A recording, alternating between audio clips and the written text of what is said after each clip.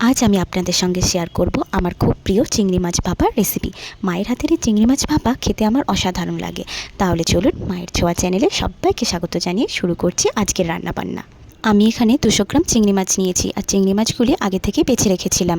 এবার আমি 2 চামচ পেঁয়াজ বাটা দিয়ে দিলাম, 1 চামচ লাল কাঁচা লঙ্কা বাটা দিলাম, বড় চামচের 1 চামচ জিরে বাটা দিলাম ও 2 চামচ সর্ষের তেল দিলাম। এবার স্বাদ মতো লবণ দিয়ে দিলাম। এবার একটু হলুদ দিয়ে দিলাম, দিয়ে বেশ ভালো করে মিশিয়ে নিতে হবে।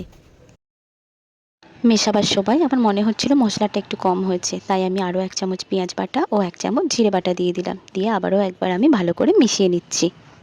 এবার আমি 1 ঘন্টা রেস্টে রেখে দেব ম্যারিনেটের জন্য।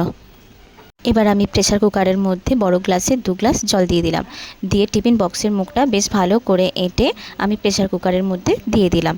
জলের পরিমাপটা এমন হতে হবে যাতে টিফিন বক্সের ভেতরে জল না ঢুকতে পারে, এটা খেয়াল রাখতে হবে।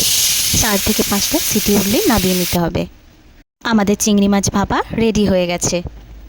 কি অসাধারণ যে টেস্ট হয় বন্ধুরা এই চিংড়ি মাছ ভাপার, তা আমি বলে বোঝাতে পারছি না। তাহলে আর দেরি কিসের, আপনারাও বাড়িতে একবার অবশ্যই এইভাবে তৈরি করে খেয়ে দেখুন। আর লাইক, কমেন্ট এবং সাবস্ক্রাইব করে মায়ের ছোঁয়া চ্যানেলের পাশে থাকবেন অবশ্যই। টাটা।